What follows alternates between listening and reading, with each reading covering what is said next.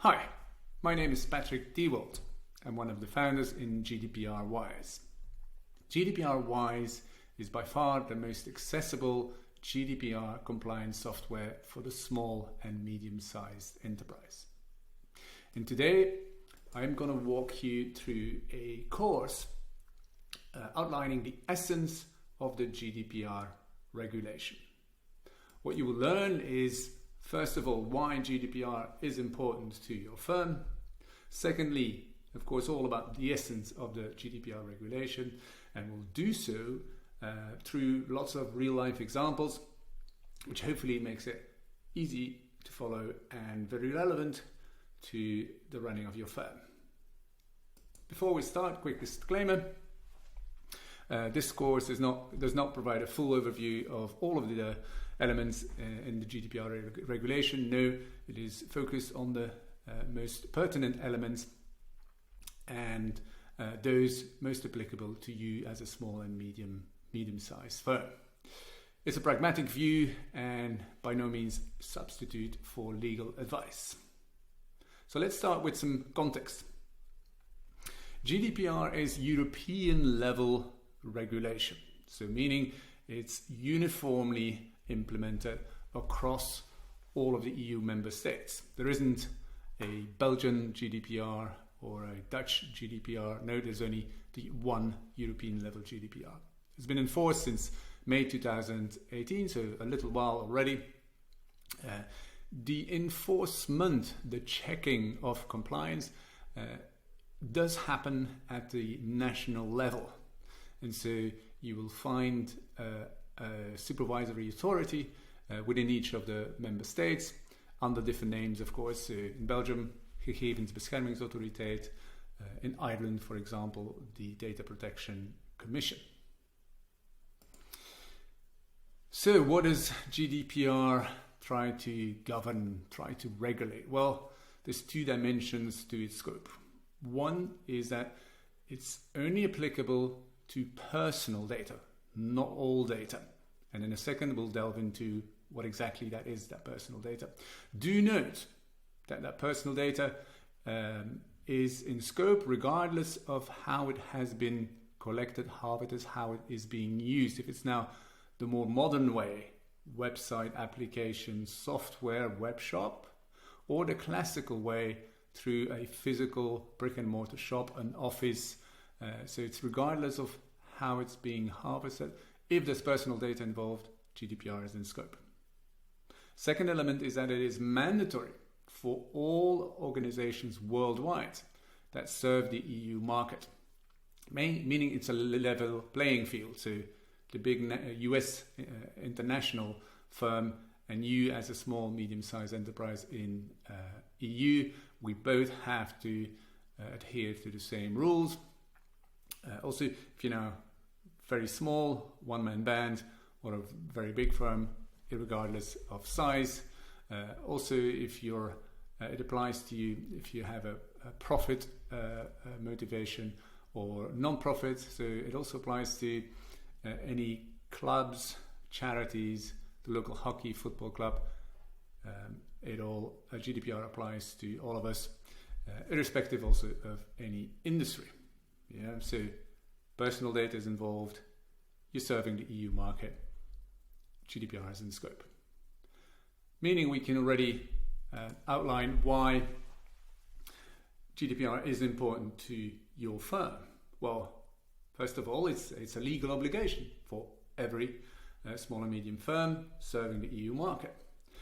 Secondly, the regulator does impose fines if you're not compliant, and these fines can be quite hefty. And even if you're not too scared about the regulator coming in and fining you, do note that a lot of the GDPR challenges come indirectly through broken off relationships. As a small medium firm, we all have lots of these relationships. Broken off customer relationship or a member of staff you let go. Well, these parties might just use GDPR to get an edge, and this is already happening quite frequently. Fourthly, GDPR has built in chain responsibility, meaning anyone in the chain kind of is responsible for the totality of any fines and challenges. So if, as a small and medium-sized firm, you want to start growing and deal with bigger parties, win contracts with bigger firms, they will actually insist on you to demonstrate your GDPR compliance. Last but not least, actually, customers are starting to care a lot more about the privacy of their personal data. It's everywhere. It's in the news. I'm caring about my personal data. I'm sure you care about your personal data. So why don't you actually take this seriously? And very happy you're joining this course, meaning you are taking it seriously. Okay, so let's delve in.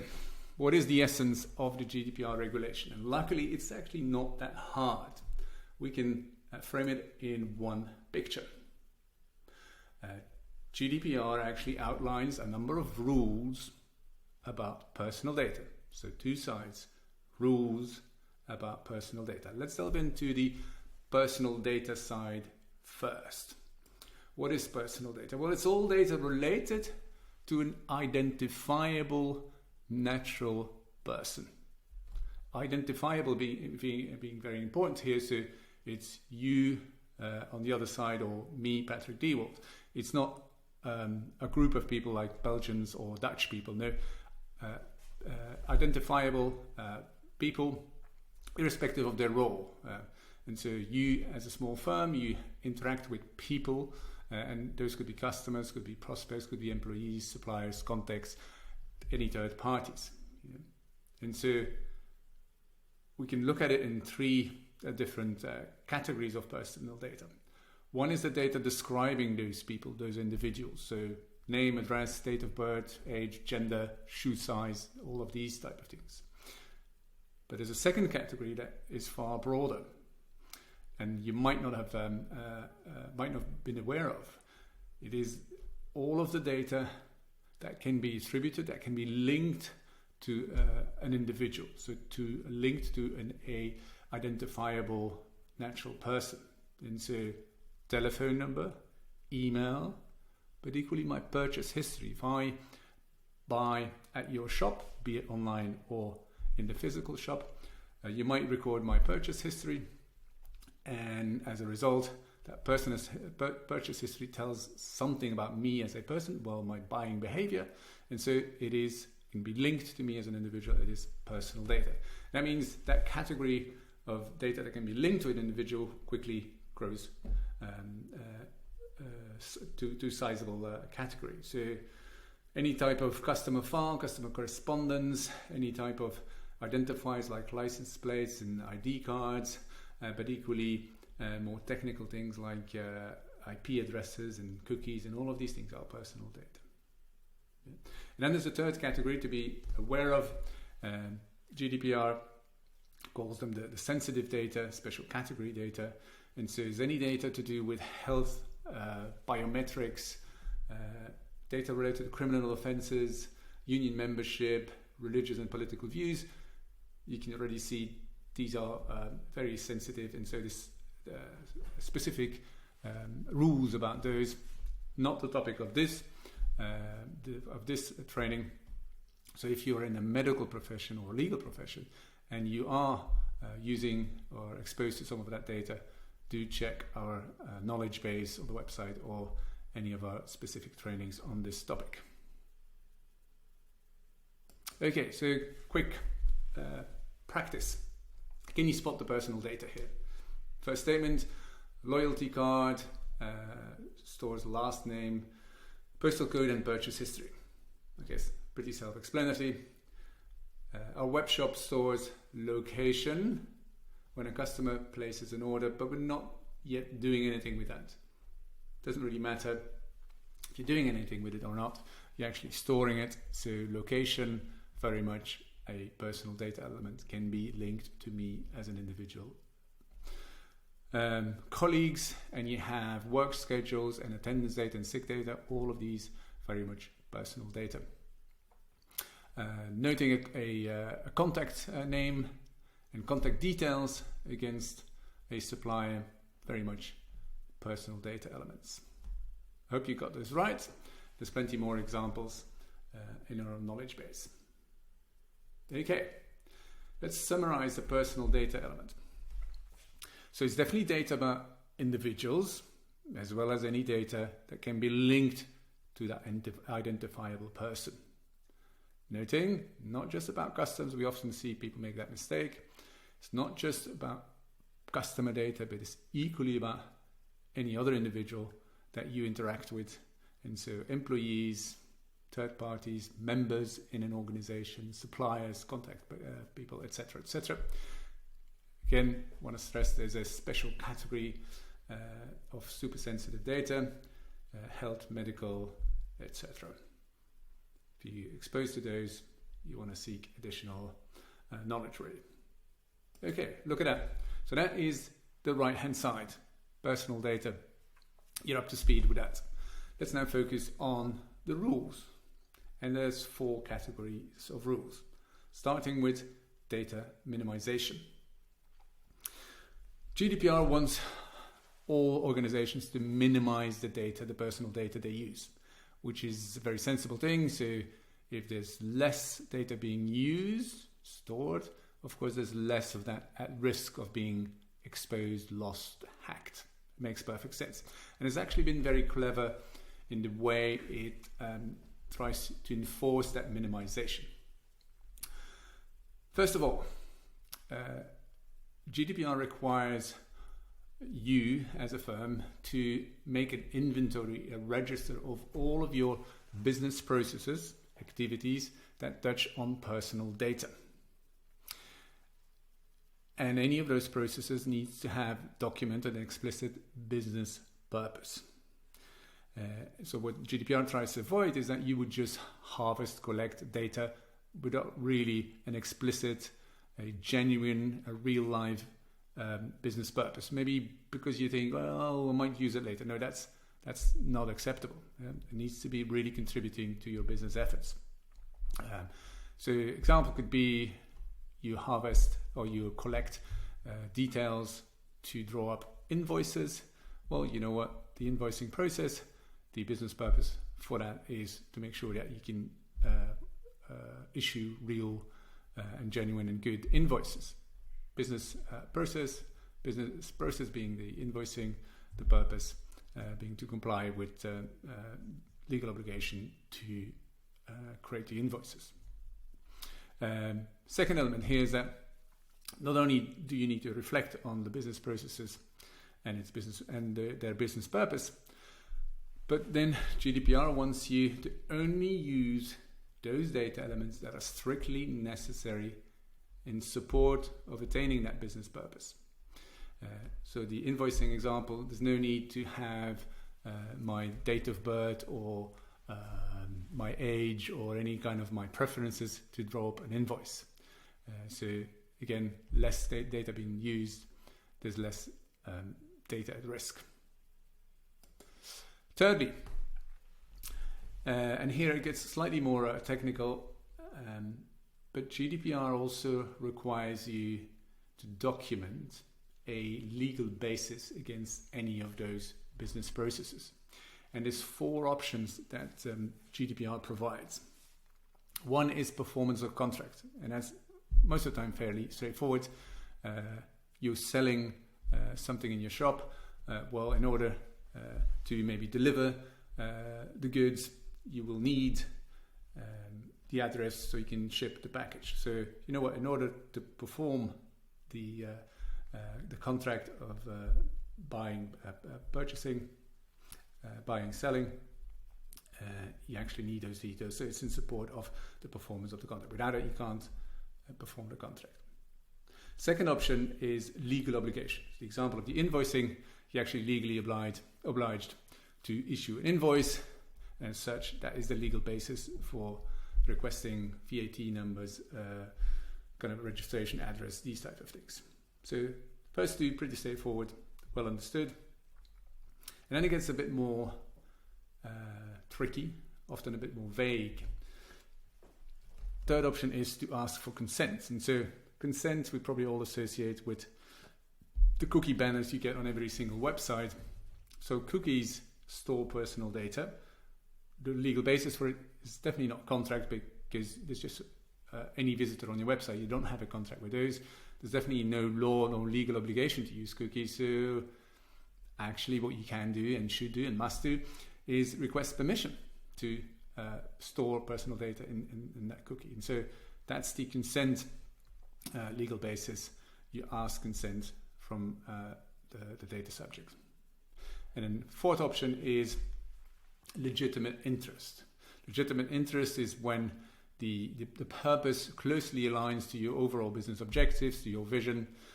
Then actually you can say, well, I can probably go ahead with this activity because it closely aligns to what I do anyhow. So example is, imagine you're selling garden furniture, and at some point you want to inform your existing customers you're now also offering landscaping services. So landscaping, garden furniture closely aligns, existing customers. So there's legitimate interest for you to do so. So 4 options, and they're of course very much part of your documentation efforts. So let's practice. Imagine you have some software package to store client details, prospect details, and name, address, gender. These type of things are most of the time part of your software. Imagine 2 business processes, and maybe a loyalty card one, so you want to reward repeat business and loyal customers. Second process around sending a birthday email to your customers. So purpose fairly clear: reward loyal customers, send a happy birthday email. So what is here strictly necessary? Well, for the loyalty, for the reward, only really name and address to uniquely identify the customer, probably, because there's different Mr. Smiths. So name and address and purchase history, because potentially you want to say, hey, over the 10 last purchases, you get some sort of a 10% discount over those. So those are strictly necessary. For the birthday email, you know what email, potentially name, yes, to address the person in a personal manner, but then birthday, so June 9th, but not necessarily the full birthday. You don't need to know the full birthday. 9th of June actually would suffice. Definitely not gender. And so here you definitely need to start minimizing.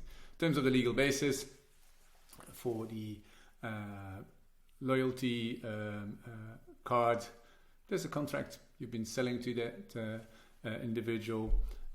The actual specifics of the rebate likely to be part of your terms and conditions. So definitely contract as a legal basis. For the birthday email, well, you could go the consent route. If indeed you ask for consent, maybe if they come into the shop, say, hey, can I send you a birthday email? Or legitimate interest, if really your business objectives, business ethos, your vision is all about very, very personal data, personal approach, then you could say, hey, it's legitimate, it closely aligns with your other objectives. Do note that for the consent and the legitimate interest, you should, of course, offer a way to opt out or object. Okay, so let's summarize the data minimization part.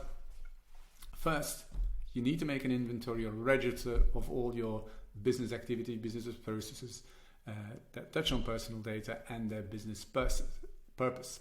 Secondly, only use the personal data that is strictly necessary in support of achieving that purpose. Thirdly, confirm whether you have a legal basis for that particular activity. Fourthly, start really minimizing, and so talk to your software vendor if it's software supported, or review your processes to make sure that you remove and you minimize the personal data being used. Okay, so that was minimization. Let's go into transparency. So transparency is about providing clarity.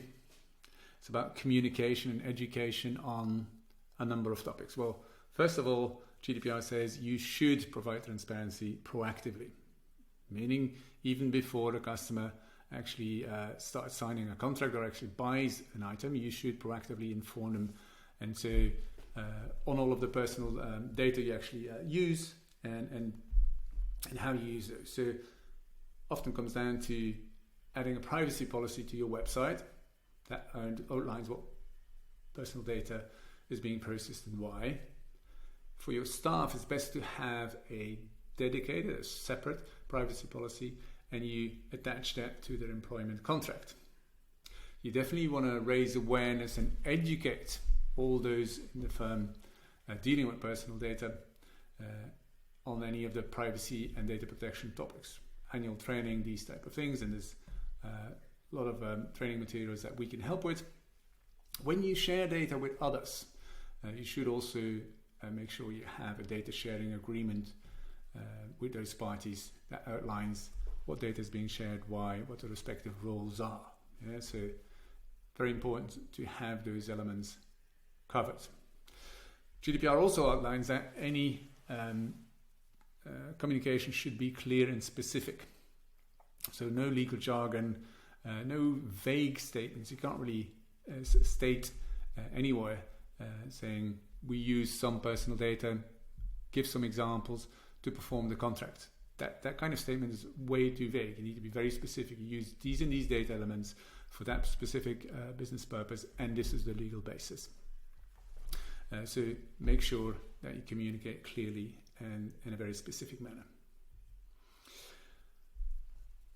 Do note that you don't just have to inform your customers, and we often see that there's a privacy policy only for the customers and then only for the website activities. No, you need to provide transparency to all parties, so equally your employees, equally suppliers, equally any other third parties you interact, and not just the website channel, the digital channel, but any other channel, including the classical brick and mortar shop office activities.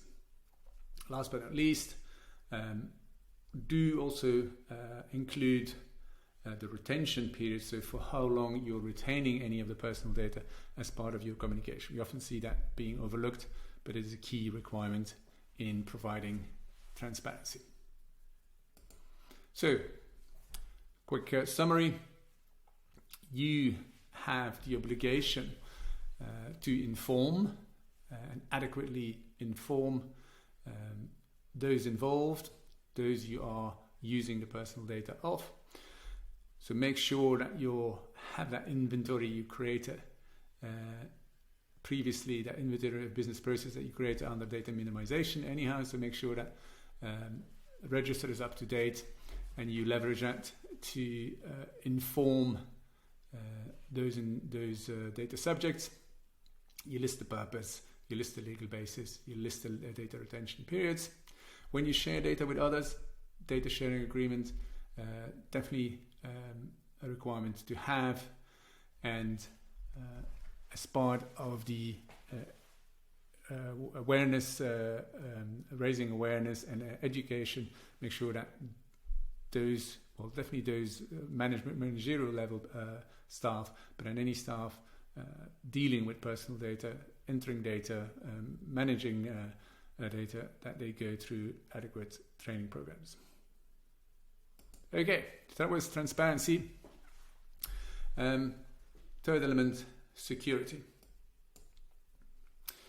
So security is a fairly broad topic.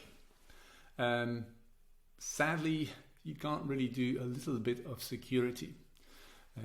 Your security defense is only as strong as its weakest link.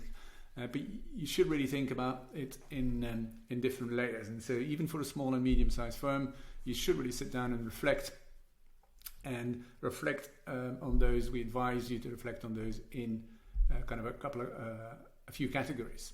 First, definitely, is around the environmental security. So is the access to your office's security? Well, I'm sure you have the office is locked or you have a badge system. Well, if that holds true for your office, does that also hold true for archive rooms, filing cabinets, a server room? It should really. And so that's something you should reflect on and refine when needed. Second aspect to reflect on is the security around systems and software. First of all, wherever those systems and softwares are, the environment those are placed in, is that in a secure environment? Are each of those systems, software applications, are they secured with a login and a password? Do we enforce strong passwords? Can we enforce two-factor authentication? More on those topics again in our knowledge base. That's important to have in place. Equally and often overlooked, you want to make sure that you have decent and appropriate access control. So not everyone needs to have access to all personal data. You want to make sure that you only provide access that is aligned with the function your staff or your other parties are performing. So the accounting guys probably need access to the accounting data, or data is relevant for the accounting. The sales guys to the sales data, but no one or very few people will have access to all. So that's a good way of minimizing the risk. It's a good way of ensuring decent security. Also note that security equally holds true in terms of accidental loss or hacking or fires, and these are kind of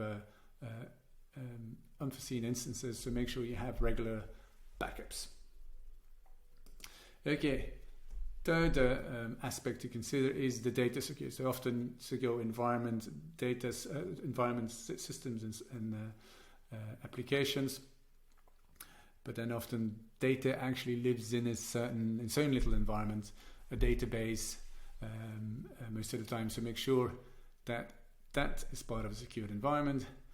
When it comes to data, there's encryption techniques to make sure that the data is not plainly readable, and you want to make sure that encryption happens when the data kind of is at rest, stored somewhere, but equally when you start transmitting it.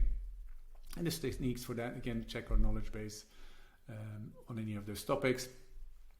And what also applies here is accidental loss, so make sure you have backups, because if you would lose data, that's a privacy issue as well.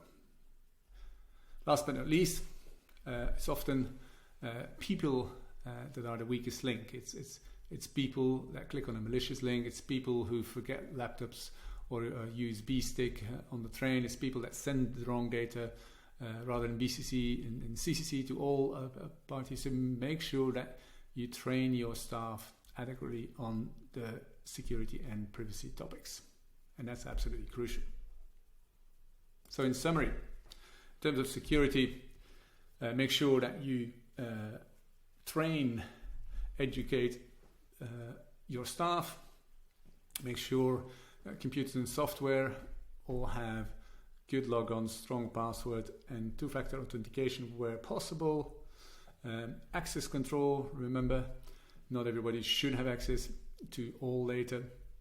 That's absolutely key. There's been fines, GDPR-related fines, if on the topic of not having appropriate access control. If it's personal data, talk to your software vendors, talk to your techie guys, the IT support, to make sure that data is encrypted. And then last couple of more practical items you can consider for any of smartphones and laptops. These days all have remote wipe features, so when they would get lost or would get stolen, then your IT guys can remotely wipe those. And you know what, if you still have a lot of paper printed documents, make sure those filing cabinets are locked. It's just easy measures to implement, but they're key in ensuring the appropriate security and privacy posture. Okay, fourth category of rules is around rights, GDPR rights. It's almost like in exchange, so people allow you to process their personal data. Well, in exchange, GDPR has now given those data subjects rights. So previously, you were kind of at the mercy of those firms just processing your data that didn't really necessarily give you rights. Now, GDPR firmly outlines a number of rights. One is the right to be informed. We've already talked about that. That needs to be proactive, that needs to be clear and concise, etc. Secondly, there's a right to access. Data subjects can ask you, say, hey, what data do you hold on me? Can I actually have a view into that? Thirdly, there's a right to rectify if any data was misrepresented or is missing. There's also right to be deleted, a right to erasure. Of course, you need to make sure that you still are in line with any legal obligations. So if I exercise my right to be forgotten, but you might have the legal obligation to keep invoices and etc. for 7 or 8 years. So those need to be taken into account. But not all my personal data will form part of that legal obligation. So there's a right to be deleted, a right for erasure. There's definitely also a right to reject to any processing. If it was based on legitimate interest or consent, I should be able to object or withdraw that consent. Okay, so in summary, GDPR does provide data subjects a number of very explicit rights, and you must facilitate those. So make sure that you have a privacy policy in place that outlines those rights. So those interacting with you are informed of those. If you have a digital part to your operations, make sure your website you leverage your website rather to easily facilitate some of the rights, like the right to request access or the right to be forgotten. On our knowledge base, you'll find templates for each of those rights and how to respond.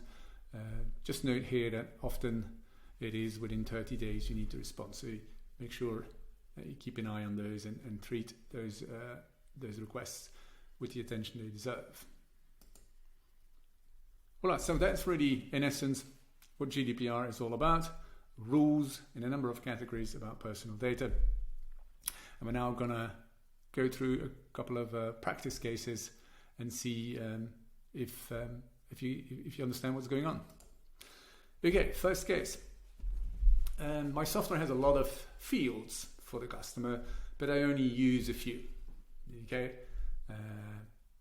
you could argue it's not a problem as long as there's good security on the software, or as long as the data not stored in the cloud, or as long as we have permission consent.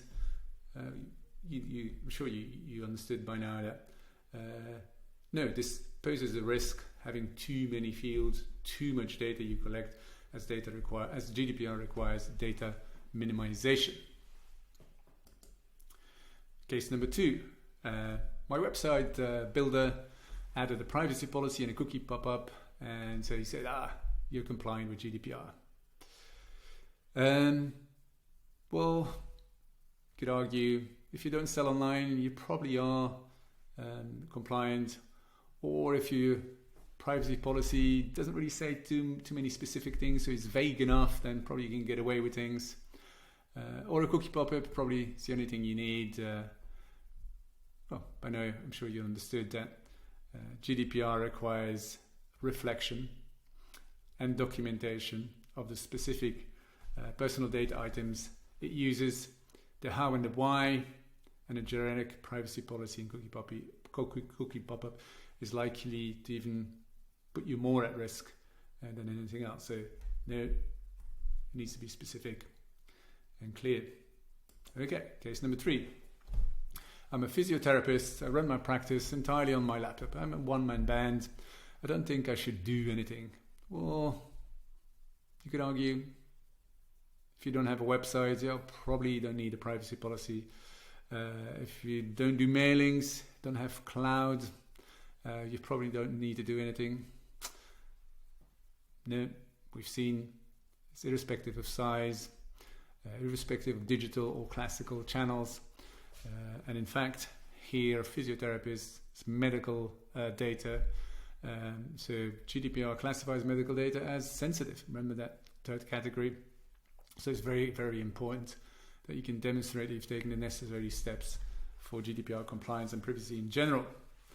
Education, data security, GDPR register, just to name a few. So medical professions, make sure that you take privacy seriously because there's special category data in your scope. Okay, case number 4.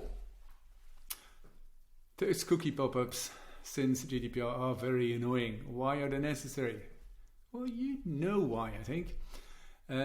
Websites often download a cookie onto your PC to store what? Well, to store a lot of information about you, your interests, your purchase behaviors, your travel habits. Guess what? This is attributable, linked to you as an individual. So it is personal data. And since it's personal data, GDPR wants to ensure that it doesn't happen without your consent. Remember, you now have rights. Do note that you can easily create a good website without the use of cookies. And more importantly, without tracking behaviors. The GDPR website does not have any cookies. So, yes, all of these statements are correct. So reflect. Just don't take it for granted what your software or website builder gives you. They might not be the GDPR experts that you think they are. Okay, last one. I do not sell through my website, therefore I do not need a privacy policy. Well, if you do not collect personal data online, you're okay with GDPR. Remember, digital and classical channels. It's not because your website activity is very limited that GDPR does not apply. GDPR imposes an obligation to provide information regarding all processing of personal data. You should also inform those involved in and about the offline channels. Yeah. The privacy policy on your website can best also describe the processing of personal data that happens in the store or in the office environment. I hope you got most of those right, and you've learned something about the GDPR and the essence of GDPR. So thank you for your time. Do visit our website gdprwise.eu for more courses, more knowledge in our knowledge space.